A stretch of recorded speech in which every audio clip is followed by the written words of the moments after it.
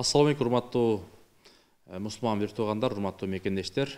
Түз эфирде Марва телеканалында насихат программасы. Сиздердин кызматыңыздарда Темирлан Акматов. Бүгүн сиздер менен биз ушул сүйлөшө турган тема, өтө актуалдуу темалардын бири десек болот. Ушул ысырапкерчилик жөнүндө сөз кылабыз. Эми Куранда жегиле ичкиле ысырап кылбагыла деп көп эскертет. Биздин кыргыз эл, кошуна элдерибиз ошол той топур менен жакшылык жамандыкта жарышып атат. Андыктан ошол тегерегинде сөз болот. Суроо сунуш пикирлер болсо айтсаңыздар, жазсаңыздар болот. Биздин суроолорго, сиздерден келген суроолорго бир нече китептердин автору, Дил мөрөгү адеп ахлак маданият борборунун негиздөөчүсү, коомдук ишмер Өзбек Айчотонов келген. Кош келдиңиз агай. Ассаламу алейкум. Анда эл журтуңуз менен амандашып алсаңыз. Бисмиллахир-рахманир-рахим. Ассаламу алейкум ва рахматуллахи ва баракатух. Алла Таала баарыбызга ийгилик берсин, денсаулык берсин, хидаят берсин, док берсин. Бизди ар кандай баракеттерден кырсан сактасын. Биздин кылган ар бир амалдарыбызды кабыл кылсын, күнөөлөрүбүздү кечирсин, бизди өзүнүн жакшы татыктуу бенделеринен кылсын. Жакшы, мынакей эфирге чейин сүйлөшкөндө да айттыңыз, мынакей бир ушул адамга ошол 14 чакыруу келиптир деп, чанан деги эле бүгүнкү темага бир токтолуп берсеңиз. Биз кыргыз кандай болуп баратабыз? Ысырап деген нерсе жаман катуу күчөп барат да, барган сайын күчөп барат. Катуу күндөн күнгө бир жаңы бир нерсени ойлоп табып, таң кыла тургандай бир нерсе болуп барат да. Семейде мисалы эң керектүү нерсеге жок акчасы. Ошо атасына бир нерсе алып бер, апасына бир нерсе алып берсең жок. Ана мынау ысырапка акча табылат да. Өзүңдүн даже өзүңө керектүү мына бир суу чыгарып ал, бир жолуңду оңдоп кой, ошого да акча жок.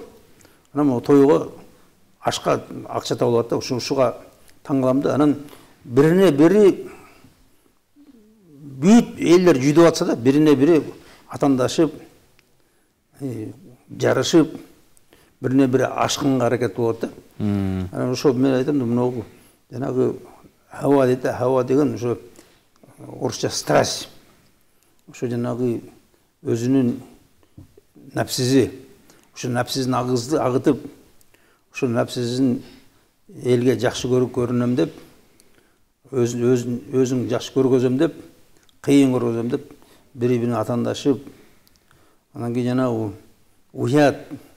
Урматтуу туугандар, уят деген уяла турган нерседен уялыш керек. Уялбай турган эмес. Уяла тургандан. Уяла турган нерседен уялыш керек. Биздики тилкаш тескери.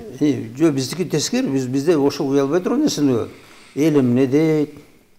Эл үйүң, курган үйүң ушул дейт. Берген тоюң ушул дейт деп жүрдү. Ал уяттуу нерсе эмес. Ар ким өзүнүн алына жараша эле бериш керек. Ал үйгө алган жаша. Ооба, ашып да кетпей, анан кемип да кетпей. Мисалы, өтө эле бахил болуп, менагы сараң болуп. Бербей, анан кийин өтө да ачырып бербей, жакшынакай, орточо. Ортосу. Ортосунда болуш керек. Өзүңдүн алыңа жараша. Мына ошол жанагы берип аткан нерседе эч кандай бир мындай башка ой болбошот, тойдон башка. Мисалы, той деген, той мына элди тойгузуп, элге бир жакшынакай оокат берип туруп, батасын алайын деген эле ой болуш керек. Ана бул жерде келип, ошо өзүң көргөзүп, мен мына баланча ресторанда той бердим, баланча оокат, ушунча түрлүү оокат бышырдым, баланча деген артисттерди чакырдым, баланча мынча машина тойго катышты, мынча машина өлгөнгө келди деп машина эзеттеп жүрдүм. Ошондой бир акмакчылык болуп барат да, мактаныш үчүн, жанагы той үчүн эмес, же аш үчүн эмес. Аш берсе да мактаныш үчүн кылат. Ошо атасын сооп тийсин эмес. Эл көрсүн, эл айтсын. Эл келип туруп, ой, баласы кыйын экен, ушунча жылкы союп койду, ушунча элге тамак берип койду, анан жанагындай бок бурундай болуп, жанагындай мынча машина коюп койду.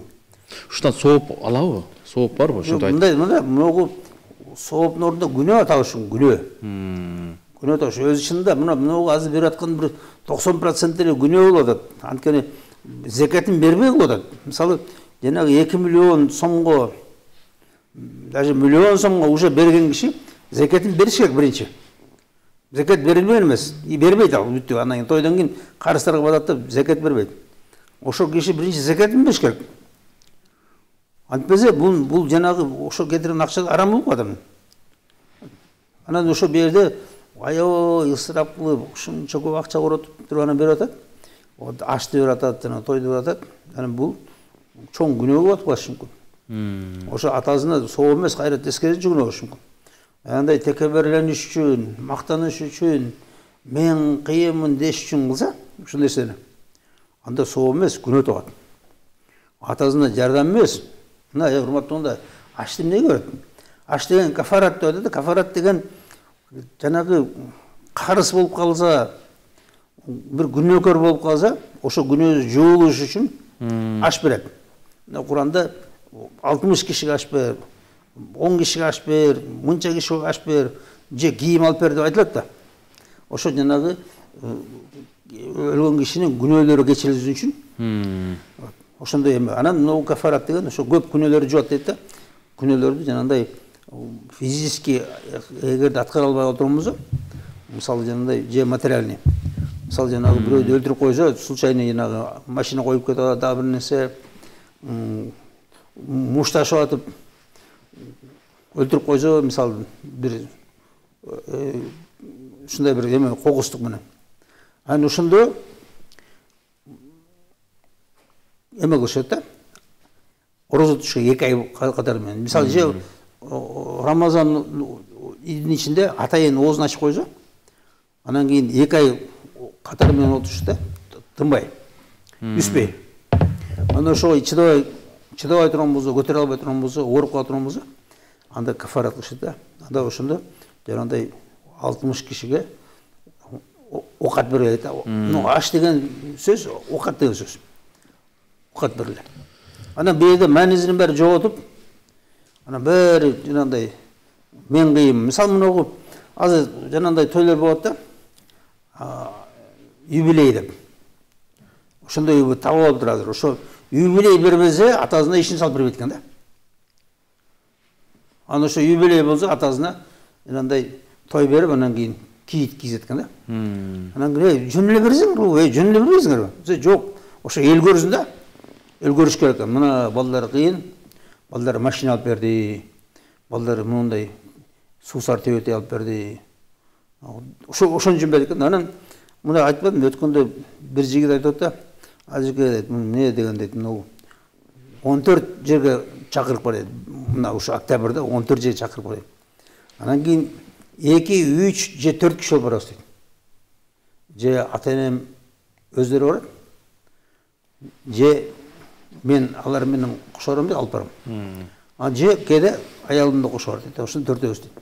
Анан ресторанга той берсе 2000 сомдон кем берген уят дейт да. Анткени ошо ресторанын кириши входной билет. Ошо 2000 сом. 2000 сом минимум. Анан ошо 2000 сомду алып сөз бериш керек да. Анан бирок башка чоңураак болсо, жана кудалар берсе, башка болсо, арда 15 000, 20 000 сомдон кем болбойт дейт да. Анан эме азыр мына уйду сатыш керек болот дейт да, мага айтып атты. Тапканым жетпейт дейт. Тапканым жетпей калды дейт. Өткөн айда да ошого жакын болгон дейт. Эми мына айда азыр уйдун сатышым керек болот сурочу. Мына ушундай деңгээлде аябай ысырап аны жей албайт. Жанагы 6 түрлүү, 7 түрлүү тамак, салаттар, бир нерселер, закускалар, татуу-батуулар, соктор, ширелер, муш көп нерсе да, дагы жанагы тамактан тышкары. Аны сиңирбейт ал. Бирде нормальный киши сиңирбейт. Аны уйдун порцияда уй жей турган порция. Анан ошонун жарымызы туалетке, жарымызы мусорный ящикке деп атты. Анан ошонун баары бул акмакчылык болот да, акмакчылык. Мисалы, сыйласа башкача сыйлаш керек. Мына чындап сыйлаш керек. Анан элге көргөзөйүн деп сыйлаш эмес. Анан мисалы мына тойду туура эмес өткөрөт. Тойду өткөргөндө мындай болуш керек. Мына элдин бүт баарын чакырып алып, баарына бирдей тамак берет. Андай кылыш керек. Бөлүп бериш керек. Бирдей берген болбойбу? Кереги жок берип. Мына мисалы мына жөнөкөй мындай адамдарга, айылдаш эме адамдарга мына 1-2 тамак же да кет. Этти күтөт тажге 3 тамакты. Жок, ошол эти бар. Бирок баарына устукан не обязательно, ал жок, ким жазып? Баягы. Мына дуңган өзөккөргө барсаң, бир лента окшон эде эткезип туруп, бирден эле 1-2 лента эч ким капа болбойт. Эч ким капа болбойт. Мына кичине чай. Кичине чай. Анан biraz bir печенье сыяктуу бир нерселер. Анан болду, келип аштап келет. Ошо 2 кишиге, мисалы, же 3 кишиге лента, эт мынтип карасаң, мына көрүнө тургандай. Жаппа кет. Андан кийин ошо мында Алардын да той өтүп атат. той сонун өтүп атат. Бир эле жана көп сый мына аксакалдарга атайын комната. Анан кийин жанагы кудаларга. Анан мүмкүн дагы мурдагы кудаларга дагы. Мына ошолорго көбүрөөк сый көргөзүшөт. Аларга. Анан жана аябай жакын өзүнүн дайыма бирге жүргөн достору, жанагындай жакын туугандарына biraz жакшыраак да. Анан мындай көпчүлүккө жанагы 400 киши. Ой, шороборун баары эшип келип алган. Деги балдыстарын эшип алган, күйөө балдарын эшип алган, баарын эшип алган да. Ошо эшип алган. Мына аларга жөнөкөй эле. Bir серия тамак бер, бул бир тамак. Ана бул кет. Алты саат отуруп көрө жок. Мен мына Турцияга барып та, Турцияга бирөө үйлөндү, бирсинде олсуз. Анан Турцияга барып. Анан кийин аерде ал аялы Кыргызстан. Анан барсак бир 20 жакын кыргыз бар экен. Ошо биз барыбыз үчүн уялгандан бирден неме берди. Жанагы фастфуд булочка ичинде жанагы эме салынган. Уялгандан. Колбаса уялгандан. Көрсө бербейт экен да. Даже чай бербейт экен. Суу берет экен. И то сразу. Анан бардык, ошо барды алып туруп, экөө үч ойлошуп, барды жанагындай коро жыйнап, анан кийин ар бирин бирден сүйлөдү. 3-4-5 киши жок. Жок андай. Жок, ичи көп киши келди, бирок чоң эме ресторанда. Бирок оокат жок. Дасторкон үстү бош, эч нерсе жок. Ажеке, мына карасаңыз, сиз арабтардын тоюнда дуңган, өзбек, казак бар тойлорго катышып жүрөсүз. Ошолордон биз ала турган, мындай кыргызга бир жаңылык киргизе турган жактар барбы? Эми биздики мынакей атаандашып атып, аңга түшүп атабыз, кредит алып атабыз. Мен айттым, мына карыз кылып атабыз. Дуңгандар, буларда тойду аябай көп берет. Булар чында көп балалуу болуп атат, уламан төрөлгөн сайын той, анан сүннөт той. Анан кийин кыздын узатып, дагы башка ушундай тойлор болот. Ошон үчүн аябай көп. Анан бирок мисалы мындай да дасторкон өтө жөнөкөй. Жупун эле. Мына тажикстандык эмелерде той берет кыргыздар, тажикстандык кыргыздар. Карасаң, мына борзок, нан, biraz конфет. Анан кийин кичине фруктадан тыштап койгон мындай. Тарелкаларда жок, тарелкаларда. Дасторкон үстүндө эле, мына жайып эле, илгеркидей. Дасторкон үстүндө тыштап койгон. Болду, анан аксакалдарына biraz устукан берет, biraz эле. Биздикинде мындай чоң жамбаш жок. Бираздан чабып койгон. Ошондой берет, ошо аксакалдар мындай кичине этти көтөрүп келет аксакалдар. Нан менен. Алгандарына жок, жаштарга жок, жана кабырга, умуртка бир нерселерден эле. Ошо мына биздин айылда ошо берчи илгери. Бир кой менен бир айылдын бәрин той кылып, бүт байырына жеткизип, ошончо да. Анан мына азыр болсо бир жылкын жетпейт да. Жетпейт азыр. Анан дагы кошумча дагы ар нерсе эт алып келип, дагы бир нерсе ушундай болот да. Анан мисалы мен айттым, жанагы аксакалдары көбүрөөк отурат, бир нече саат отурат. Анткени ошо аксакалдарды биринчиден аксакалдарга чоңураак сый. Анан экинчиден аксакалдар шашпай, ушу жанагындай шашпай ичсин, шашпай жезин, анткени тиштери жок. Ооба. Тез чайнай албайт, анан мына ақсақалдарға бұл рұқсат. Ақсақалдарға ушундай сый бериш керек, көргөзүш керек сыйды. Той деген мына ошо тойда эң сыйлуу адам ақсақалдар болуш керек. Анан кудаларды керек болсо мына өзүнчө отуруп алса, бир комнатада отурсабы, вот ошолорго аябай жакшы бериш керек. Аларга бир нече тамак берсе болот. Кудаларга бир нече саат кармаса болот куданы. Өткөндө ачке бир Каралтада бир тойду салдыңыз, ушундай эле жөнөкөй кылса болот депчи. Анан эми азыр баягы негизги маселе кээ бир жерлерде эркектер акчаны тапканды билбесе, маселенин баардыгын жеңелер апалар чечет да. Аял заты. Элде кылыш керек. Мына жана сиз ошол видеоңузда мындай дастуркан үстүнө чачып коюптур. Ооба.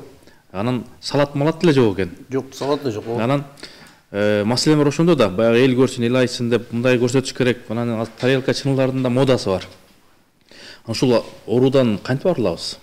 Ошо мен айттым, мына фантазия, ушундай фантазия. Жасалма жашоо. Аялдардын фантазиясы ушундай күчтүү болуп барат, барган сайын күнөө күчөп барат. Анан мындай болсо биз жашай албайбыз. Мен айттым, жанагы жигит, жана 14 жерге барган жигит. Кантип өнүгөт? Анан келип сураштырып отурса мындай атпайбы?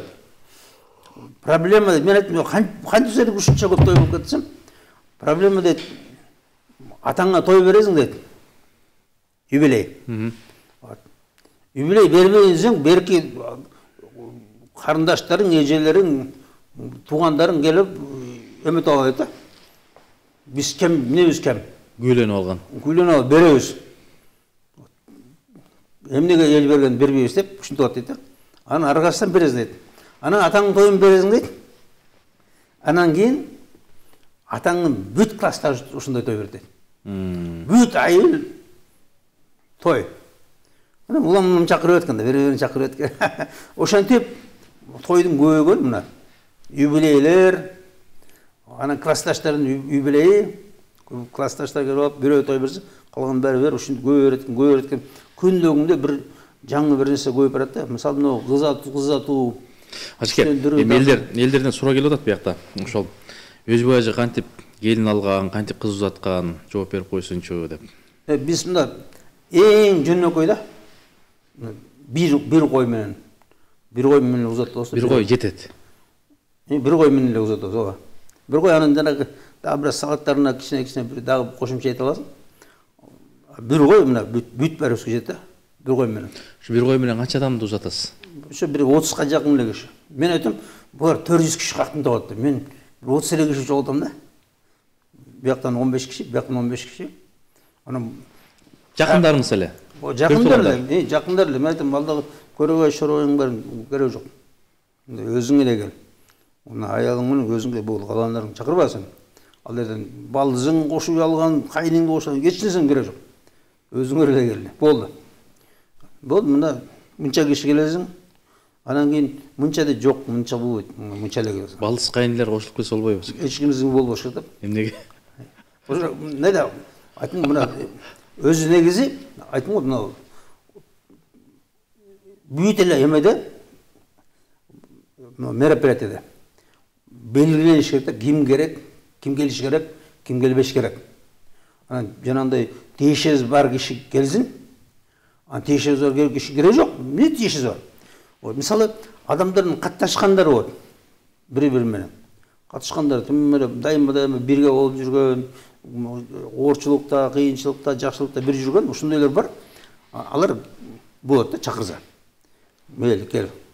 Анан өзүңдүн жакын туугандарың сөзсүз унутулуп калбасын. Анан жанагы кайын журттардын немелерин эмне кереги бар? Ушул неме баягы сөзсүз Бүт бар. Мен мисалы мына дагы бир убарачылыкты айтам да. Мына бир убарачылык бар да. Бүт барын чакырып да. Кел. Мына жанагы өзгөчө айылда. Айылдарда деле, биякта деле мына мисалы мына 3 күндөгү, анан 5 күндөгү, анан 1 жумалыгы, анан 10 күндөгү, анан дагы бир нерсе, анан айттыгы чакырып да. Анан кийин жердин түбүнөн болсо чакырып да, кел. Анан айла жок келип атат. Анан айтым го, жолдон аварияда өлгөндөр бар даже. Мына кыркашында өлүп калды, анан башкасында өлүп калды атпайбы? Ошондой. Анан мен айтым, эмнеге? Ошо мактаныш керек да, мынча киши келди деп. Жанагы бок мурун всемирный олимпиада кылып жиберипти да. Көкөтөйдүн ашын. Ошо бүт дүйнөнү чакырып. Мына ушул эмне болот? Көкөтөйдөгү бокмурундай болуп. Ачы кофеден ичиңиз. Анан ошого жанагындай эң мынагу киши бар го, жанагындай тиешелүү. Ошону эле чакырыш керек.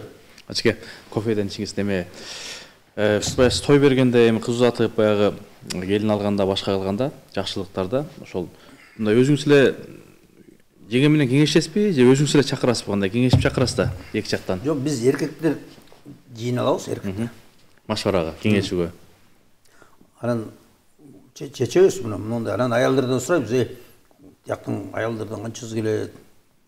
Анан кийин көп десе азайт деп айтабыз. Анан ошондой чечебиз. Мынча биякта мынча киши, бияктан бизде мынча киши болду. Сиз өз табиятыңыз эле ушундай мындай жөнөкөйлүкпү же кийин диндилгенде эле ушундай ысырапка мындай түшүндүңүзбү ачкандай? Жок, мен айттым, биздин үйдө да ысырап болгон эмес. Менин атам аябай колунда бар киши болгон да. Социализм болгондо эле жана тыюу салып болгондо да. Атам 100дөн 300ге чейин кой болчу да, мындай. Жайында аябай көбөйчү, күзүндө. Колунда бар. Анан барып Өзбекстанга сатып келчи, анан калгандар калчу да 100ге жакын. Анан ушу 2 жума 3 жумада эле бирөөсү союп, элдерге тамак берип ушинтип жүргөн да. Анан ошондо мен эч качан көргөн эмесмин да, жанагындай ысырап кылганын, башкасын. Анан мынагу азыркы мынагу тойлор чынында эле аябай ысырап болуп калды. Бүт толтура чыгым. Анан мен атама элге эметип коеюн деп, атама оокат берип коеюн деп элдерге. Анан барсам бир келинди кошуп берди, мынагу билет деп, билерман деп. Мынагу алат деп. Айылдын билерманы, райондун. Билерманы аялды кошуп. Анан барсам, анан мынауну ал деп элем да мага. Мен берде мен той берип атам. Мен оокат эле берип атам, аш эле берип атам, оокат эле. Мен мынау эмне кереги бар мынау? Мынауның бәрі не кереги бар мынауның? Токтот буну. Ай, болбойт да, деп көрсө ашыкча толтура кыла берет экен да. Мына өткөндө кызыбызды той берсек 80 000 сом керек дейт оокатына. Калың 100 000 сом болсо 80 000 сомуна оокат алабыз. Анан эмне кийгизебиз аны? Алтын алып бербейбизби? Бул жерге багладым. Жок, мына 25 000 сом. Ошо силердин жанагы бүт майда чудаңарга андан тышкары бир кой болду. Ачка үйгө эле тойду берсек болобу дейт. Анча баягы бүт эле мындай Кудайдын куттуу күнү той. Анан баягы келиндер, жеңелер баягы ресторандан, кафеден бериш керек. Анан үйдө кандай? Мына жөнөкөй адамдар каяктан силер 400 кишини чогултуп атсаң дейм, каяктан чогултуп атсаң. Жөнөкөй эле бериш керек тойду. Эң жөнөкөй бериш керек. Мына курсагы тое тургандай, мына жакшынакай бир козу союп, кой. Жакшынакай бир семизирээк кой. Бул мындай урматтуугандар. Жакында бул да болбой калышы мүмкүн. Кой эмес, тоок союлбай калышы мүмкүн азыр. Мына азыр ушул жака келе атабыз да. Жакында тоок союлбай калышы мүмкүн.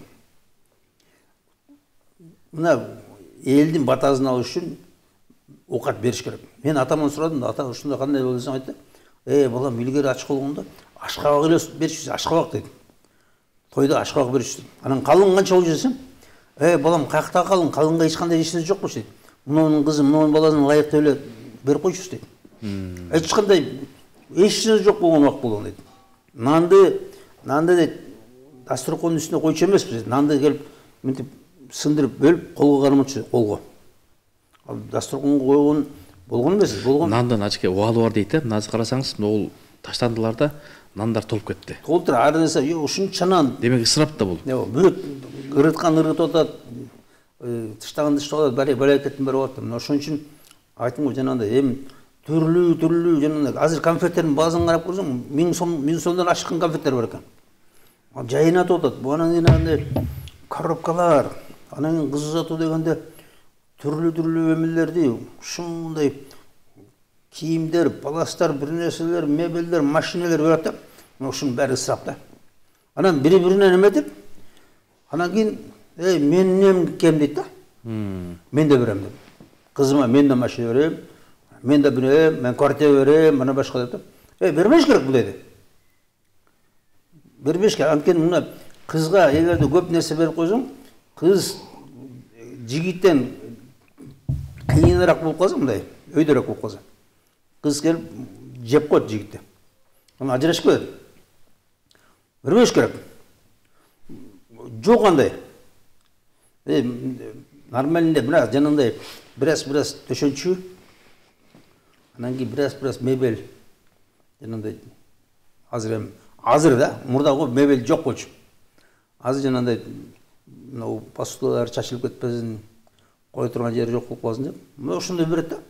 Анан жок квартира берет да, квартира. Мына ошонун баары ысырап болот. Мына биз жөнөкөй жашай албадык. Жөнөкөй жашап ошон үчүн мына мен мурда укчумда арабтар 20 жыл, 30 жыл эл чөйрөккө жүрөбүз дечи да. Ошо үйлөнүш үчүн. Анан эмнеге десем, бизде ушундай үй алып бересиң аялыңа. Ишин толтурасың. Андан тышкары 10 миң, 15 миң долларга алтын алып бересиң дейт. 10 миң, 15 миң доллар алтын алып бересиң. Ансыз кызын бербейт. Анан көрсөк алардын алымдары да отура берген экен да. Бул шарият эмес деп. Шариятта бул жок мындай. Мына пайгамбар эң жөнөкөй болгула деген. Эң жеңил кылгыла деген, жеңил кылгыла. Биздин жашоо аябай жеңил болуш керек. Жакшынакай. Мындай эч кандай эмес, жөнөкөй, текебелик жок. Мактанчылык жок, жөнөкөй. Тойлор. Эң жөнөкөй.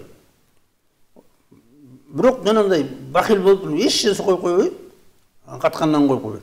Мына жакшынакай бир колдон келет, бираз мына жакшынакай борзок биширип кой.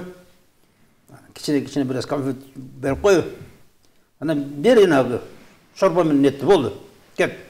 Айтам жана кудаларга гана көбүрөөк берилет. Анан аксакалдарга. Калгандардын баары кет. Азыр тем более мына убакыт жок. Ана мына 6 саат бою кетип атат. Бул да ысырап. 6 саат убакыт кетирет. Анан жана үйгө берген болот. Үйгө берген эң жакшы. Урматтуугандар, 400 киши чакырбасаңар үйгө эле бергиле. Мисалы мына экономдуу болот. 50 киши отурмыз, 2 бөлө чакырып койгула. Болду. Качка бияк суроолор келип атат, өтө көп суроолор. Мына пакетте жоготуш керек. Мынакей ошол пакетке да бербей тарынып кеткендер да бар. Буюрса токтолобуз. Анан айрым молдолор, алымдар дейт, ошол крутой машиналарды айдашат, кымбат үйлөрдү салышат. Сиз кандай машина айдайсыз, кандай жерде жашайсыз деген суроо. Калыңды аз бериш керек деп айтканыңыз туура, сону айтып жатасыз дейт. Калыңды да аз бериш керек. Эми калыңды мындай урматтуугандар, калыңды ошол жердеги белгилүү ченемде бергиле дейт. Ошол мисалы мына Таласта 200 миң сомбу, ошону бергиле. Ошого жакын. Мисалы мына чүй жакта бир 100 миңби, ошого жакын бериш керек. 100 миң дегенде. Анан мисалы мына биздегидей тим эле ушу жанагындай битире отуруп берет калыңды эле. 20 миң сом, 50 миң сом. Анан кийин миллион сомго той өткөрөт.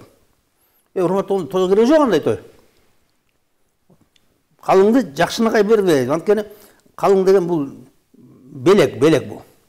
Бул калың деген белек, урматтуугандар, бул белек. Белекти жакшынакай бериш керек. Элден кем эмес, элден ашпай, кутурбай, мактанбай. Жакшынакай кылып бериш керек. Мына от чистой души чындап берип атам мына деп бериш керек калыңды. Калың деген бул подарка, урматтуугандар. Андан аянбай эл бергенди бериш керек. Анан жок болсо, билсек бул жакшы киши бермек деп билсек, анда азыраак болсо да берип коюш керек. Бели. Анан кийин айерден келип алып жанагындай битиреп калыңдан, анан кийин тойду келип миллион сомго той берген, бул ысырапчылыкка туура эмес. Илимдүү кызга сөз үйлөнүш керекпи? Урматтуугандар, илимдүү кыз деп биз эмнени түшүнүп атабыз да, мындай да азыр илимдүү дегенде бир Куран жаттап койду, анан мынча хадис жаттап кой деген ал илим эмес, илимдүүлүк эмес, урматтуулар. Бул деген жөнүндө көп бир нерсени окуду. А илим деген ошо мисалы амал кыла алса ошону. Ошо мисалы мына аябай илимди үйрөнүп 20 жыл үйрөнүп алган кийин караңгы адамдардын кылгандар бар азыр. Ошондой болсо анда эч кандай илим жок ал. Ал илим эмес, урматтуулар. Илимге амал жок болсо, ал илим деле эмес. Илимди үйрөнгөндөн кийин амал кылыш керек. Ошого. Ошо билгенине жараша жашаш керек. Билгенине жараша амал кылыш керек. Ошол айрым молдолор айтат дейт, ошол неме бай болуш керек мусулман, зекетин бериш керек, ошентип жашаса болобу? Жок, ал максат эмес, урматтуулар, мындай. Байыдуу максат эмес. Алла Таала берсе, кимге байлыкты? Ошол киши зекетин бериш керек. Анан кийин мен азыр мында байым болуп, түнү күнү намазында таштап, жанагы амалларында таштап, бәрін чала була кылып, кечке чейин ошо бизнеси менен жүрүп, динин аябай мындай зайып кылган киши ал күчтүү мусулман эмес ал. Ал эч кандай күчтүү мусулман эмес. Ал өтө зайып мусулман. Өтө алсыз мусулман. Мисалы мындай урматтуулар, байлык деген эмне? Байлык деген Алланын бергени, урматтуулар. Алла бәріне бербейт. Алла байлык берсе сүйүнбөш керек, урматтуулар. Ойлогула, мени ушундай мен кыйын болгон үчүн берди. Мына Карун ошондой болгон, Карун ушундай бай болду дейт. 90 палбан жанагы ачкычтарын көтөрүп жүрөт, жанагы казыналарын ачкыч. Оны ошол кутурду дейт да, мына мактан дейт да. Мына мен акылдуу болгон үчүн, мен кыйын болгон үчүн байдым. Аны жер жутtu дейт да. О келип ошо текеберленгенден Муса алейхисаламды шылыңдап, мазактап, келип капырлык кыла баштады дейт да. Анан кыза кылып. Анан Муса келип Алланын эмеси менен суранып алып туруп, анан жерге жутурду дейт да. Ошондой, урматтуулар, байдын бейишке кириши төөнүн ийненин тешигинен өтүп кеткенден да кыйыныраак дейт. Төө оңой өтүп кетти ийненин тешигинен. Ошо бай бейишке киргенден карачы. Ушундай кыйын, урматтуулар. Мына бай аябай эмеси көп милдети. Бай көп жумшаш керек дин жолунда. Көп бериш керек. Жанагындай кызматын кылыш керек. Зекетин бериш керек. Андан тышкары толтура садакалар ошо. Мисалы биз мындай да, мына зекет бул чында чоң эме да. Бул парыз да. 5 парыздын бири. Анан бирок садака дуру ушундай эле. Бериш керек. Куранда аябай көп жолу айтат да, бергиле деп. Мына момун чыныгы момун дейт, ошо берилгенден бөлүшөт дейт. Бериш керек, туугандарына бериш керек, жакын туугандарга бериш керек, тегеректе муктаждарга бериш керек, жетимдерге бериш керек, башка бериш керек, ушундай да. Постоянно бериш керек. Байлар өзгөчө. Анан кийин байлар келип, улам зекет бере турган жакындагында келип, жаңы машина алып, жаңы үй салып, улам топ болуп ажыга алып кетип калып, үй бүлөсүн. Жок кылып салып анан жок, мен быйыл хажыга зекетке эчнерсе калган жок, ал тура эмес, урматтуулар. Зекет бериш керек байлар. Мына эмеде биздин эмебизде, мына жашообузда зекет унутулуп калып атат. Анан келип алып ысырап кылып атат. Мына ысырап кылгандардын баары азыр мына чоң той берген баары зекет фарз буларга. Эгерде чындап өзүнүн акчасын коротуп атса буларга фарз, баарыңарга фарз.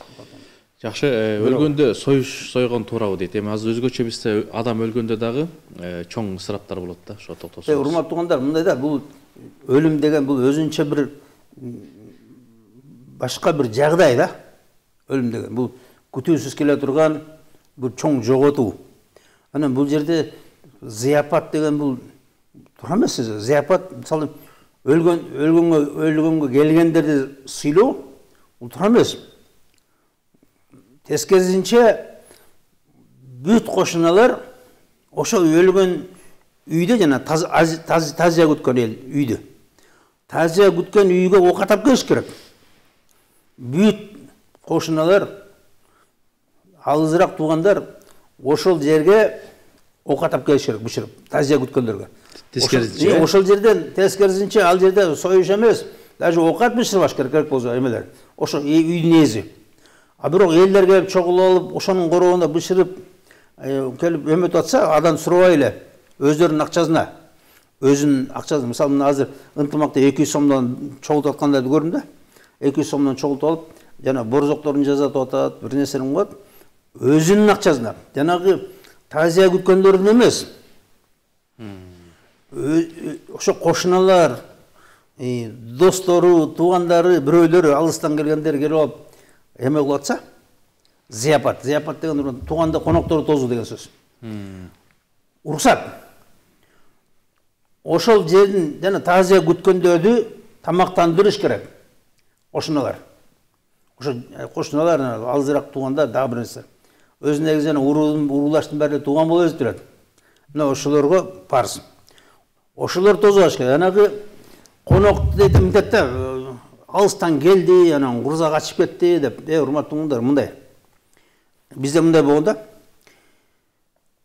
бир жакка кудага баратсак тиги үйдөн бул барсын тиги үйдөн бул барсын тиги үйдөн бул барсын деп 3 кишини жөнөтчү мисалы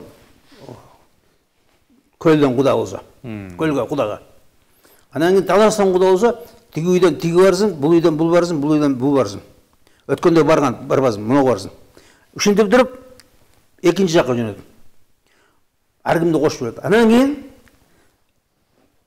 жанагындай тазия болгондо тияктан келет да көлдөн кудалар анан баягы жанагы коноктоп тосот кеңеш болгондо анан айтат мына экөөңөр көлгө бардыңарбы үчөөңөр ошо кудалар келет баягы кудалар ошо үчөөүн силер 3 күн бою тососуңар 3 күн ошакта конок болдуңар эми үчөөңөр мына коюңарды союп зияпат кылгыла анан ошондой болгон келип эриштип кетип анан мына бизде кеңеш деген болчу кеңешинде келип айтат мына көлдүктөрдү силер тососуңар көлгө баргандар таласка баргандар тососуң дагы башка жака баргандар башка жака эме барганыңар тососуңар анан ошолор келип туруп даярданып анан келгенде келип жанагы үйгө келип өкүрүп түшөт анан кийин эриштип кетет үйүнө анан ошон үчүн урматтуу үйдөн союш деген туура эмес үйдөн бир нерсе тамак бышырып бериш туура эмес бул айттым го жанагы туугандары жакындары кошуналары тосса болот азыр айылда дагы үйлөнүү тоюн кафеде өткөзүп кыздын жакындары баланын үйүнөн мейман болгондун ордуна сырттан эле кетип атышат мисалы ушул көрүнүш бизге жакпайт ушулар жөнүндө жеткизе айтсаңыз деген көрүүчү мен айттым жанагыдай бизде мусулманчылык азайды да урматтуу мусулман киши аябай жөнөкөй болуш керек анан естественный болушат мындай кандай болсо дал ошондой болуш керек жасалмасы жок мисалы мен кедейминби кедейдей болушум керек кедейдей жүрүшүм керек кедей болуп туруп кедейдей байдай болуп берген туура эмес да анткени бул деген подделка бул 200-дүүлүк андай болбош керек мисалы мен кедейминби кедейдеймин өзүмдүн малыма жараша тозом өзүмдүн малыма жараша узатам ошондой болуш керек анан кийин жанагындай мактануу болбош керек келип өзүнүн үйүнөн уялып үй ушундай деп айткан сен ишиң кайсы сен мен кайда үй жашайм сен жашамак бер менин үйүмдө мисалы мен кудам келип атабы кудам менин үйүмөн иши болбосун мен кандай үйдө жашайм кандай эмне оокат жеп атам ишиң болбосун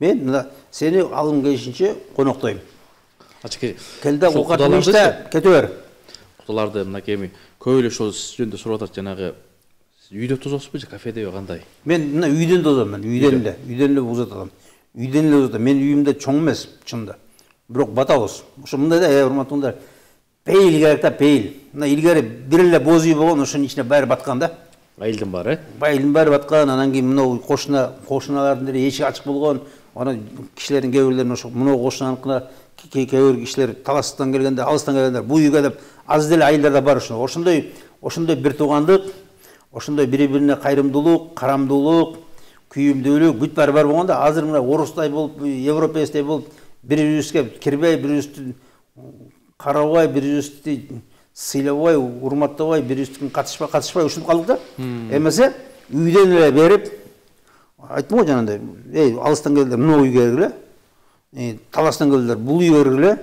кудалар бул үйгө киргиле. Мына ушинтип эле берилип атканда. Жасалмасы жок эле. Жасалма жок эле, баары жөнөкөй эле. Жанагы орусча айтканда как есть да. Кандай болсоң, дал ушундай. Анан азыркы ушундай болот. Мен мына биз жанагындай бастырманын алдына да жазайбыз, дастарканды чоң комнатада жасайбыз, анан бияктар дагы жанагындай кудалар үчүн бир башка комната. Мына ушинтип узатабыз. Баракелде. Тойлордун баары. Накей ажыке баягы амал менен кылгандардан Алла разы болсун. Байлардын сурагы катуу болобу кыяматта? Зекетинен катуу суралабы байлар деген суроо келиптир. Ооба, урматтуулар, зекети жок, дини жок деп эсептелет, урматтуулар. Зекет бербеген киши караңгы киши өлгөндөй, зекет бербеген кишинин амалдары кабыл болбойт, урматтуулар. Зекет бул эмеси шарт болуп калат. Амалдын кабыл болушуна. Зекет жок, тамагы арам болуп калат, урматтуулар. Бай киши зекетин бербесе, анын тамагын жеген болбойт, урматтуулар. Бай киши зекетин бербесе, аны зекетти алып туруп, бирөөгө жанагындай үй куруп бердим, анан мен кайненеме бир нерсе кылып бердим, кайнатам машина алып бердим, ал зекет болбойт, урматтуулар. Зекетти жанагы Куранда айтылган кишилер бар, группа. Ошо өтө кедей, жана кембагал, эч нерсе жок, жетим жесир жанагындай Ибн Сабил дейт, Алланын жолунда жүргөндөр, жолоочулар, мусафирлар, карызы барлар, ошол группа бар да, 9 группа. Ошолорго берилет дейт, урматтуулар. Зекетти жанагындай ар нерсе менен эле өмөт койгон болбойт аны. Муну жакшылап эсептеп туруп бериш керек. Ошо зекет бербеген байдын оокатында жеген болбойт, урматтуулар. Анткени арам болуп калат, өзүнө да арам ал. Ошо жанагы байга бай зекетін нормальный эсептеп бербесе, анын оокаты арам болуп калат. Аны өзүнө да арам ал. Урматтуулар. Мына ошон үчүн урматтуулар зекет катуу суралат. Зекет жана 5 парыздын бирөөү. Сөзсүз бериш керек. Эгерде бүт байлар берсе, кедей калмай болмок дейт. Бүт байлар эгерде зекетин берсе, дүйнөдө кедей калмайбыз дейт. Но биз келип, урматтуулар, мындай да Алла Таала айтып атты. Мен кимиңерге берсем дейт байлыкты. Ошол зекет бериз дейт. Мисалы мага бирөө айтса да, өзү ажы мен сага 100 миң сом берем. Сен ошонун 2,5 миң сомун бирөөгө берип коесуң, мен 5 миң сомун деле берип коем демекмин. Же 10 миң сомун деле берип коймокмун демек. Анан бирок мага берилгенде бергим келбей калат да. Проблемам бар ушунда. Проблема урматтуулар, байлыкты бергенде Алла Таала сыноо үчүн берип атат. Мен азыр берсем, ушу бенде береби? Мына Салаба деген бир сахаба болгон да, аябай кедей болгон дейт. Анан ошо Салаба келип пайгамбардан сурады дейт, "Я Расулулла, мага дуа кылыңызчы, мен жашоом оор болот" деп. Анан пайгамбар айтат, "Я Салаба, көтөрө албайсың" деп. Салаба, бул байлык деген өтө чоң сыноо, көтөрө албайсың dedi. "Жок, көтөрөм, я Расулулла" dedi. Анан кийин пайгамбарыбыз бата берди дейт да. Анан кийин Салаба тез байый баштады. Салаба намазды пайгамбардын жанында туруп окучу дейт. Анан кийин көрүнбөй калды дейт. Салаба 5 намазда. Анан кийин Салаба жума намазды жок болуп калды дейт. Анан пайгамбар айтты, Салаба кайда дедилер? Айтат, Салабанын малы көбөйүп, ал тоо жака чыгып кетти айтат. Анан ошондо пайгамбар саллаллаху алейхи айтат, "Өлдү, Салаба өлдү" dedi. İşi bitti dedi. Tamam болду dedi. Анан кийин зекет парыз болду dedi. Зекет парыз болгондо пайгамбарыбыз айтат, "Баланча деген жерге барсаңар, баланча деген киши бар. Салаба деген киши бар. Андан ар жагында ошол өрөндө баланча деген киши бар. Ошол зекет алып келет" dedi. Анан жана зекет жинагандар бар дейт. Анан Салабага айтат, "Я Салаба, зекет парыз болду" деп. Ошенткенде, дагы кайсы налогду ойлоп табалдыңар" dedi. Анан айтат, Салаба, пайгамбар берсин деп айтты дейт. Анан кийин анда тигиге бара беречи дейт. Тигилер айтат, "Сен сага, анан сен оны якта дагы бирөөгө биз жиберди. Барып зекетін алып кел" деп. десе, анда тигіге бара береші дейді. Анан жанагы экинчи кишиге барса, барып закатың бер дегенде чоң төйлөрдү айтты, мына төөнүн кармагыла, мына төөнү. Анан алар айтты, жок, кереги жок бизге андай төйлөрдү. Бизге мына орточо эле төйлөрдөн бересиң деп ошону алып анан кел дейт. Анан кайра келип Салаба келет. Салаба, мына көрдүңбү? Берди дейт. Берем десе, бара бергечи, өзүм барам деп кой дейт. Анан кийин тигилер келип, сахабалар пайгамбарга айтты, "Я Расулулла, барсак Салаба бербей кой" деп. Анан кийин Куран аят түш дейт. Мына кээ бир адамдар болот, эгерде мага Кудай Таала берсе, мен сөзсүз түрдө берем деп. Анан кийин берилгенден бербей коет деп. Анан пайгамбар саллаллаху алейхи айтты, "Мына Салаба жөнүндө" дейт. Салаба жөнүндө аят түштү. Анан кийин элдер Салабага жеткизип бар дейт. "Салаба, сен жөнүндө аят түштүр Куран аяты. Мына ушундай деп, аны пайгамбар айтты, мына сен жөнүндө айтты." Анан Салаба келип пайгамбарга келди, айтат, "Я Расулулла, менин закатым ал" деп. Анан пайгамбар айтат, "Сенин малыңдан закат алынбайт" дейт. Анан кийин пайгамбар өтүп кетти дейт. Анан Абу-Бакирге келди дейт. "Абу-Бакир, менин малымдан закат ал" деп. Анан Абу-Бакир айтат, "Пайгамбар алган эмес, мен да албайм" дейт сенин малыңан. Анан Умардын убагына келди дейт. "Менин убагым эме" деп. "Закат ал" деп. Айтат, "Пайгамбар да алган эмес, Абу-Бакир мен да албайм" дейт. Анан Салаба өлүп калды дейт, закат бербей. Мына урматтуу кундар, закат деген чоң нерсе, урматтуу кундар. Бул жанагы оюнчук эмес. Ошол ачке, мына азыр биз 2,5% деп атпайбызбы? Анан ошол корейлерде ушундай экен. Ошол ишинен мамлекетке 10% берет экен да. Түшкөн баягы кирешеденчи. Анан ашыгы менен болуп атпай карасаңыз, анан маселе көп маселе чечилип калмак. Эгерде бизде жана байлар ошол түшүнүп берсе, өзүнүн туугандарына берсин, айылына берсин, жетим жесирлерге берсе.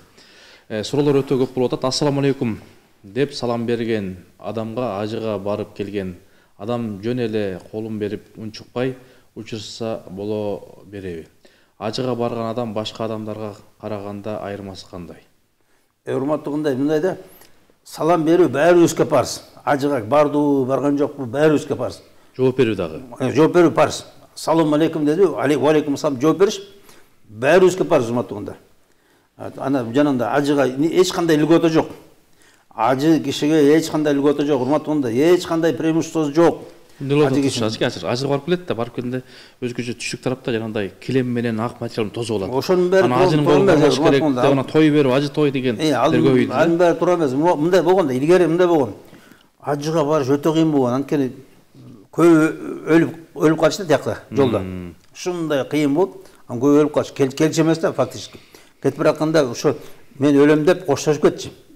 Даже эмесин айтып кетчи, мен өлсөм мынуга тий деп. Керек болсо. Ошондой даже эмесин айтып кетчи, жанагыдай. Керез. Анткени 90% өлмөк да ошо келбей калып. Анан кийин ошону келгенде мына майрамда кылып тозуп, аны өзү негизи мындай да, ажыга кетип баратканды жана көзгө көрүнбөй калган жерге чейин узатып барыш керек. Анан кийин кайра келип атканда ошончо жактан тозуп келиш керек көп киши. Бул өзү сүннөт да ушундай. Өзү негизи. Анан бирок жанагындай килем салып алып, биз мындай урматтуу, аябай караңгылыкта, мына бизди 70 жыл бою динибизден айырып, эч нерсени калтырбай, эч нерсе калбаган да. Анан биз намазыбызды, орозобузду, эч нерсени аткарбай, закатыбызды аткарбай эле бир нерсе эле кылып калдык да, жанагындай. Кой союп эле, бир окат берип эле, оз аштырып коюп эле кутулуп калып атабыз. Бирөө мечит куруп коюп эле кутулуп калдым деп атат. Жок, андай эмес, урматтуу.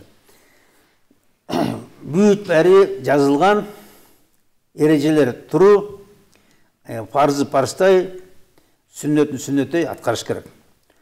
Мына чыныгы мусулман ошондой болот. Анан жанагындай келип 1 километр төшөп салып, анан кийин анын жана бутун баскан жерин өпкүлөгөн эч нерсе жардам бербейт. Эч кандай ажылардын эч кандай преимуществосу жок, урматтуу. Льгота жок. Докторский сыяктуу кандидатский звание эмес. Бул жанагы намаз окуган киши намаз көбөй дебейт да. Мисалы, миллион кишинин бирөө намаз окуп атса, анда айтса болот, оноо киши намаз окуйт экен деп. Анан элдин баары намаз окуп атса, эмнеге айтасың намаз көй деп. Өзү баарыбызга парз болуп турса. Анын ажыга барганда илгери аябай кыйын болгон үчүн бир областта мисалы 1-2 киши ажыга барып келгенде, анан ошону о ажы деп айтшы, анткени барып келди деп. Ушул жакка чейин барып келди деп. Анан азыр элдин баары эле учуп барып келет бир заматта эле. Анын эмнесин? Аны эч ким даже ажы деп айтканга деле керек жок. Бул жанагындай автоматически айтылып калды, о ажы деп отуруп. Эч керек жок. Айырма, эч кандай айырма жок, эч кандай үлгөтө жок урматтагандар. Вот тиякта үлгөтө болушу мүмкүн. Тиякта бираз ушу ажылыгы үчүн бираз жанагындай Алла Таала мүмкүн. Аны барып ажыга оралдының эч нерсе өзгөрбөй келген анын үлгөтөсү жок анын. Эч нерсе жок. Ал үчүн. Ал жөн өзүнүн парызын аткарып келди, болду. Ажыка жана сиз пакет жөнүндө айттыңыз. Азыр тойлордо эми баягы 3 тамак берет. Мындай салт болуп калды 3 тамак берүү. Анын экөө берген да бар. Анан өткөн жакында эле бир тойду алып бардым. Анан ошол той ээси күндүз берди да, саат 2-де берди. 4-тө тарап кетти. Кудаларын тосуп, анан ошол биринчи тамак эт тартып бата кылып кетти да, мындай скромный эле. Анан ошол баягы убакытта ысыраппы деп атам дачке. 5 саат, 6 саат отурасың. Анан баягы тамадан программасы. Анан кийин ошол баягы кээ бирлер этин күтүп отургандар бар. Анан азыр ушундай дагы нерсе болуп атат. Баягы элдер кээде шашып кетип калат да. Өткөндө да 1-2 тойго барып калдык. Элди кармаш үчүн дагы жанагындай чоң байгелерди коет. Анан эгерде ошол номерине чалат, барабандан чыгып калса, жок болсо албайт. Умра бар, холодильник бар, башкасы бар. Анан ошол убакытта бир чоң ысыраппы деп ойлойм ажыка. Чарчайт, эртең жумушка барат. Ысырап элдин бүт баарын убагы кетип атат. Мисалы мынау той дегенде болду, бир күнүң өлдү. Кечке чейин ошо барып алып туруп күтөсүң, той баштаганча 2 саат. Анан кийин 6 саат отурасың. Эч бир башка бир нерсе жок. Курсагың 15 мүнөттө тоет да курсак. Андан башка эмне? Анан кийин алдагы чоёктогон бир ырчылар, ар кандай бийчилер эмне кереги бар ушунун? Не тиешеси бар? Ушу кереги жок мунун баары. Бүт баары эле ысырап да. Мисалы мына жерин түбүнөн чакырат райондордон. Азыр баары бияка келип алганда баары. Анан чакырат, анан уялгандан келип атат. Же баягы менин тойма келдиler деп карыз болуп калган келип атат ошон үчүн. 2 күн кетип атат. 1 күн бияка, эртесин тияка. Канча чыгым? Тоюң бир чыгым, жол керең дагы бир чыгым. Анан кийин бир жерге барып жатышың керек, аякка да бир нерсе алып барышың керек. Алдыңда чыгым, дагы бир нерсе, дагы бир нерсе. Мына жол керең, жолдун азабы кыйналып атат адамдар, кыйналып атат. Улам ар нерсе берип атат, тоюн берип атат, 14 күндүн берип атат, башка кылып атат. Анан кийин карыз болуп атат. Мисалы мына да адамдар бири-бирине карыз болуп атат, карыз. Бул жанагы чакырылган киши кийин карыз болот тияка. Чакырган киши. Чакырган киши. Анан кийин мен да чакырышым керек. Ошентип көбөйүп атат. Мында ошон үчүн урматтагандар, мындай айттым го, жанагындай тиешелүү эле кишилер чакырылган. Тиешелүү. Мисалы айылдын тою, ал башка жок. Айылды ыраазы кылам деп, айылдын батасын алам деп, жанагындай бир кой эле союп туруп, аларга даже конфет да керек жок. Өзү негизи мындай болгон да. Мындай болгон, мына пакеттики. Айылда аялдар дасторкон жасап кетчү. Мисалы баары билет, мына келин алып келиптир. Анан эртең той берет. Анан баары кичине борзок жасап, ичине жана подноска бираз конфет салып, печенье салып, анан жана дасторконго ороп келчү да. Келип туруп, ошону тыштап тапшырат, анан аны барып чачып коюшат дасторконго. Андан кийин кайра ошол дасторкондо бирастан өзү алып келгендей кылып кайра салып кетет. Ошол дасторкон. Мына ошол аялдарга уруксат болгон. Анткени аялдар бар ошо кичинеден болсо ошол жана тойдун берекесинен, мына элдин батасы деген нерседен деп балдарына остизм алып келет да. Мына ошол уруксат болгон, урматтагандар. Анан жанагындай жилик бойдон көтөрүп кеткен болгон эмес, урматтагандар. Жиликте аксакал келип, чоң жилик дейсе, аксакал келип кичине бираз өзү жейт. Анан кийин жанагы тиги тарелкада кабырга түшүп калган, онога омуртка түшүп калган ошолорго азастан берет, анан жиликти жанагы колго суу куйган же жанагы кызмат кылган жигиттерге берген да, ушундай болгон. Өзү кичинекей эле мындай небересине мындай бир кичине эт салып алып кеткен ушундай. Чоң жилик бойдан көтеріп келген болгон эмес. Мына азыр атайын жиликти чала бышырыпты коёт да ошону алып кетет да бүтүндөй. Эркеги да аялы да. Чынында жээнизин капкатуу. Аны көрсө ошо алып барып анын үйүнө бышып жейт экен да. Кайрадан, Аны ошон үчүн пакетти жоготуш керек. Чоң ыстыканды жоготуш керек, урматтуу туугандар. Пакет дегенде ашке могул Манас районунда бир досум айтат. Пакет алып баргандагы анан алып кетишпейт экен, ушундай бир айыл бар экен да. Ушу токтотту да эл демиле көтөрүпчү. Анан ошонун айынан тарынгандар бар экен да. Тарыңдап мындай да, биринчи тарыны берет. Мурда мындай болгондо арак бербей койсоң да тарыңчы да. Урушчу. Акмак, аптабайсың. Коюп койгуң деп, арашуну ачып басат. Өлгөндө ошо арак кой деши да немеге. Анан калбады ошо. Калып калды. Урматтуугундар, мындай биз жаман нерсени үйрөнүп алдык. Анан кийин чында мынау да жаман нерсе, урматтуугундар. Мисалы, мына той өзү жакшы. Бирок тойду туура эмес өткөзсөк жаман болуп калат. Тойдо мына мушташып атат, кече мына өлүп калды бирөө. Тойдо мушташып, өлүп калды. Мына ушундай жаман болот аягы. Тойдон арак берип, тойдон келип жанагындай туура эмес бийлеп, анан тигинин аялы менен тиги бийлеп, анан уруш согуш кетет анан. Өткөндө мен көрдүм, эки той бири-бирин таш менен урат да таш менен коет. Эки тойду урушуп кетет бири-бирине. Ошо экөөдөн бир жерден берет. Кыргызстандабы? Ооба. Анан таштар эле атып калат бири-бирин. Эмелер. Анан ошондой. Мына эгерде эметсе тойду өткөш керек. Жанагындай арам-сарам нерсени кошпой, арак-барак кошпой, көп жанагы лишний деген ошонун баары исрап деген лишний ошонун баары. Ашыкча. Ысырап деген ашыкча кылуу, урматтуугундар, ашыкча. Бәрін жоготуш керек. Анткени мындай бюджет кетип атат. Адамдар карыз кылып атат, кредит алып атат, дагы бир нерселер болуп атат. Карыз ушундай көбөйүп атат. Ордуңан жылбайбыз. Мисалы мына кедей эме байкуш, мына фермер, айылдагы кишинен фермер деп атабыз да. Айылдагы киши байкуш азыр мына жазында көп акча керек ага. Жанагы жер семирткичке, тракторго, айдатканга, үрөнгө, дагы жумушчуларга бүт бәрін акча керек. Бүт бәрін көзүндө жокка, бүт тапкан, көзүндө тапканын бәрін жокка. Анан мисалы ошо жанагы эме жакшы табылып калса, ошо жакшы. Болуп калса. Болуп калса, мисалы түшүм жакшы болуп калса. Болбойт андай, көбүнчө болбойт, урматтуугундар. Мына эме өтө кыйын, болбой калса банкрот. Жердин маселеси өтө кыйын. Биринчи эле жакшы түшүнүш болуп калса, калганын баары мына жерге салган акчасын арамзор болот. Анан алганын баарын эмне кылып атат? Тойлорго чачып атат, тойлорго кетирип атат.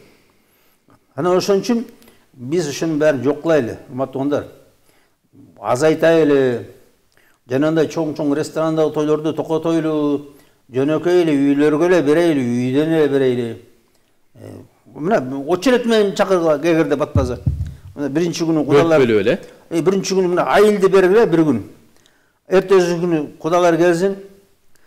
Анан жанагы кудаларды өзүнчө бир тос, анан кийин аксакалдар менен жанагы өзүңнүн катташкан кишилерин чакыр бир күн. Болду. Ачке бул жерде дагы бир маселе бар. Караса үй көргөн дагы бир маселеси эконом болот. Экинчиден баягы келин кезектер кызмат кылат. Анан тиги той кана элер эле жыргап атпайбы азыр? Ооба. Суроолорго өтсөк, уулум жөнүндө намазга киришине көп дуа кылып атам.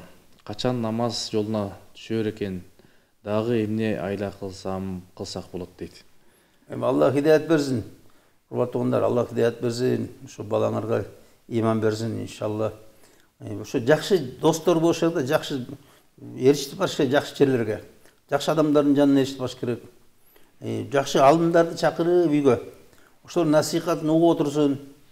Жакшы болот ошондой.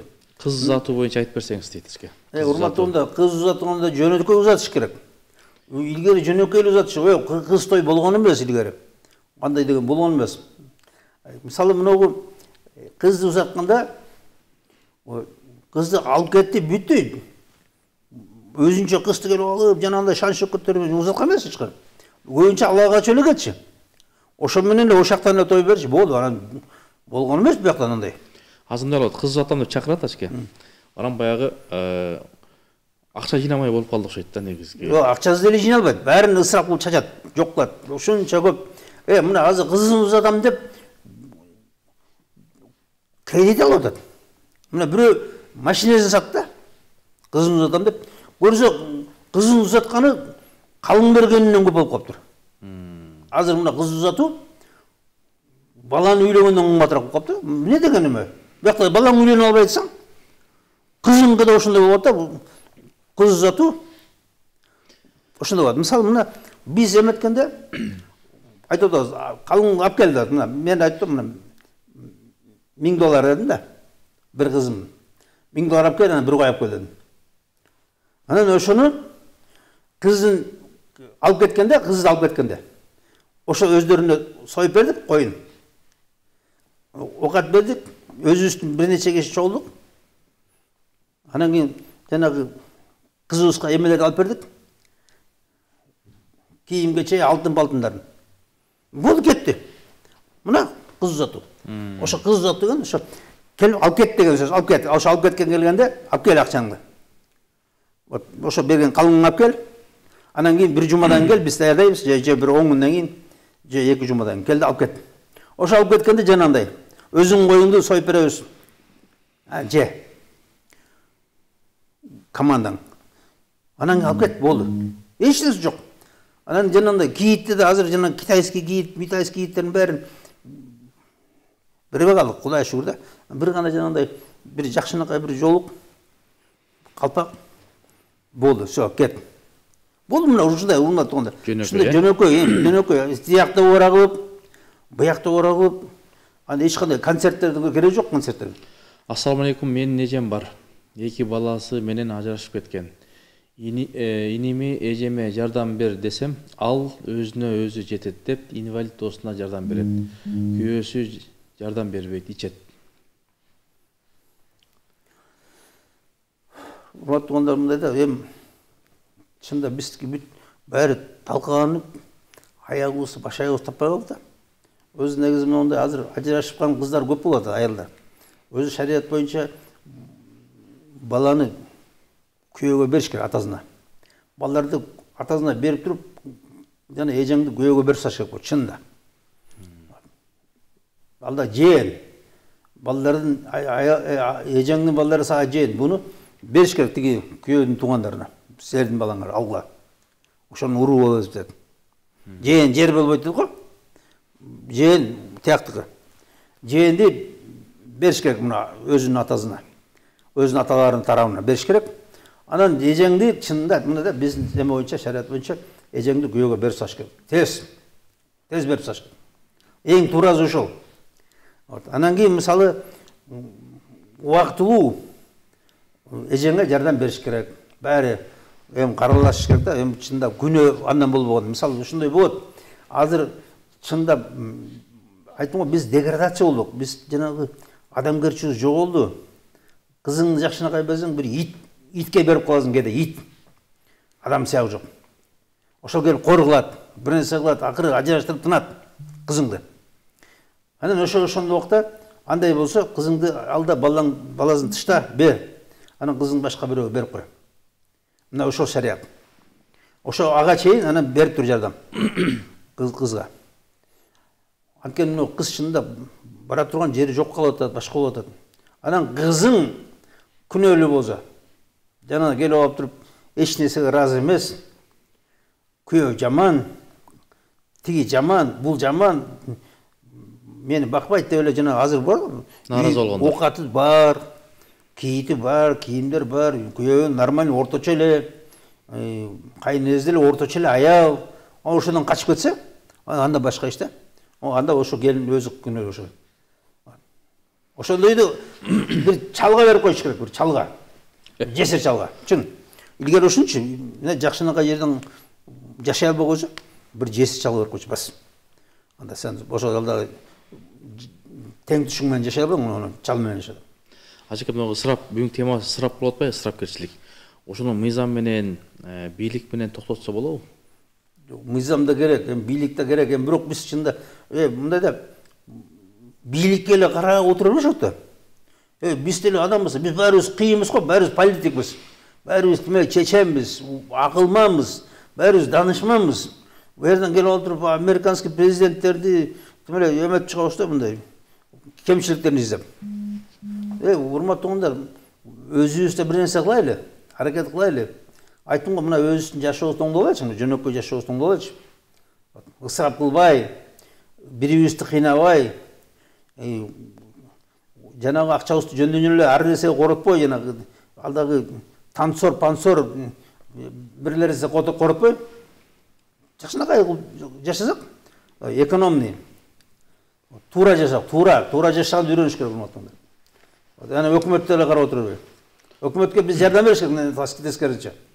Мына мисалы мен айтам, мына аксакалдар болсо илгеркидей. Мына дуңгандардыкындай. Аксакалдар келип туруп, андай болсо сен тоюңа келбейбиз. Сен мындай кыла турган болсоң. Тарбиялап өздөрүн. Ана ошон үчүн бүт дуңгандар, урматтуугандар, бизде эл, бизден да көп алар. Үйүндө көрөт, үйүндө. Тойлорду үйүндө көрөт. Ысырап кылбай эле. Ысырап кылбай эле, ал бастырманын алдында эле бир саатта эч ким үчүп тоңуп калбайт. Кышында, жайында деле чапанчан келип отуруп эле, бир замат ысык чайларын ичип туруп, бирден жанагы бир капкыр күрүч үстүндө жана бир лента ет менен болуп кетет. Ошол сиз айткандай жанагы өткөндө жаңы жерге барып калсак, ушу ынтымак үй деп коюптур эске. Жакшылык жамандыкты ошол жерде чогулуп эле, эл ынтымактуу экен да, ысырап кылбай эле чай келет экен, аш келет экен, ана бата кылып кетип калат экен. Ушундай нерселерди жайылтыш керек окшойт. Мына тажикстанский кыргыздар ушундай, мен айттым, өткөндө мен да жана да көргөзсүм го менен видеодон. Ошондой эң жөнөкөй. Мен жана мына өзбектер берет экен тойду, урматтуугандар. 23 000 сом менен той бүтөт дейт, 23 000 сом. Кантсе көрсө койду сойгондон кийин жарымыбызын кайра базага өткөрүп салат экен. Эттин. Анан жана конфет-санфеттерди магазинден алып келип, тойдон кийин кайра алып таразы менен тартып берип туруп, кеткени төлөп берет, калган магазин кайра калып экен. Анакей. Мына ушундай той берет экен. Уялбайт, эч кимден эметпейт, мындай, именбейт. Нормально. Урматтууган, ушундай болсо, мусулман киши ушундай жөнөкөй болуш керек. Аябай жөнөкөй жашаш керек. Мактанбаш керек. Мен мисалы айттым, мен чет өлкөлүк кишилер келет мага. Даже тойума чоң чет өлкөлүк кишилер. Ошолордон уялбайм мен. Жөнөкөйдө үйдөн жерге эле дасторкон салып туруп, ошо жерден уялбай ушуну эле бересиз. Стол жок, эч кандай. Өткөндө эки бир турган азыркы ошол сага мен жилик тарткам, сен мага жилик тартпай койдуң деп таанышып кетиптир да. Жок, ошондой акмакчылык бар чындап, биз немеде ушундай тарыхта болгон, даже жилик үчүн согуш кеткендер болгон. Ошо баары алып туруп, мага келип мындай жилик тартып койду, тиги мындай кыл деп согуш кеткендер болгон. Баары атын алып кел эмесин. Жана барымтага алып кел деп. Ошондойлор болуп, согушкан, чабышкан, ошондой акмакчылык бар да бизде. Ачка, биздин ошо айтым, ошону шарият билбегендик, урматтууган.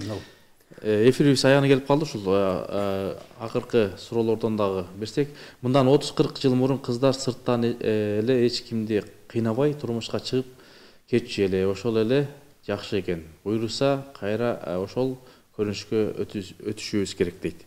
Жок, андай эме, тууган эмес, алардан мурдараак дагы жакшыраак болгон. Мындай да кудалашып, жакшылап билип, анан үйлөнүш керек. Ал жанагындай барып алып туруп, алыстан эле бирөөдү өзү таап алып, бул эң баштык бул. Билбейсиң, мына жанагы психологдор айтат да, 10 жакшы турса дейт, 10 жигитти көргөсөң, эң жаманын тандап атат да ошо кыз. 10 жигиттин арасынан эң жаманын тандап атат. Мына азыр мына баарыңа келип туруп, эң жакшы жигитти тандап алдым деп сүйүнүп жүрүсүңөр, аны 3 жылдан ажырашасың, эмне ажырашасың, жаман экен дейсиң. Эмнесин жаман, эмне карап отуруң? Значит, силердин эмеңер жетпейт, акылыңар.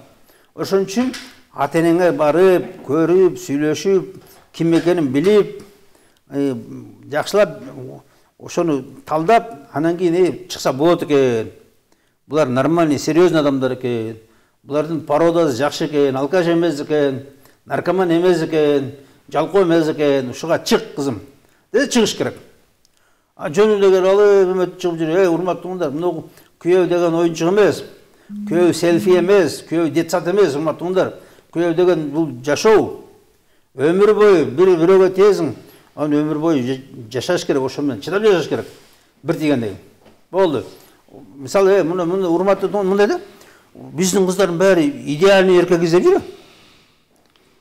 Жок идеальный эркек. Урматтуугандар, баары бизге окшош эле эркектер. Жөнөкөй эле, орточо эле эркек.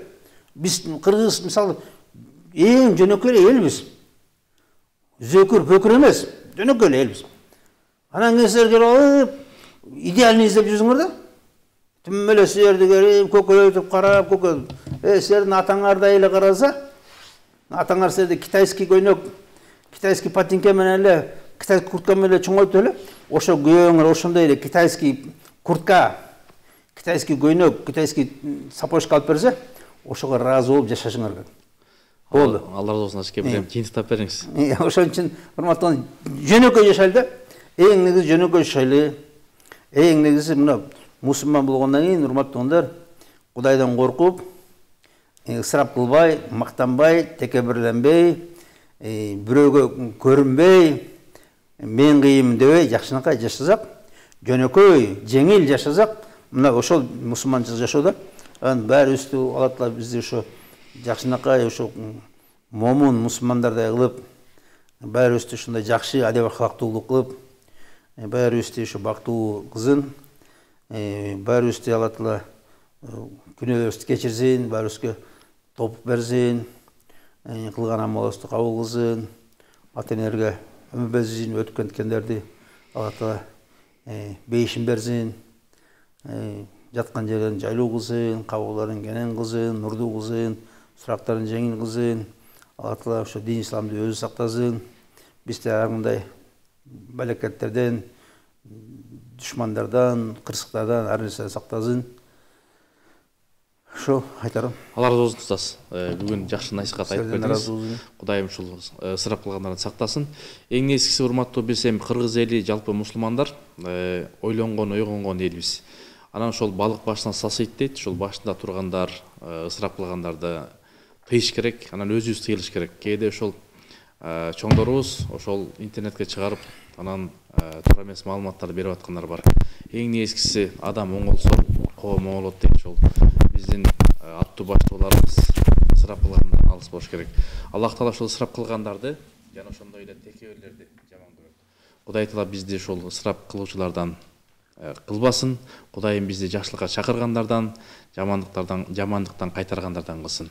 Кийинки эфирден амандашканга чейин эл жерибизде тынчтык болсун, ысырап болбосун. Ассаламу алейкум.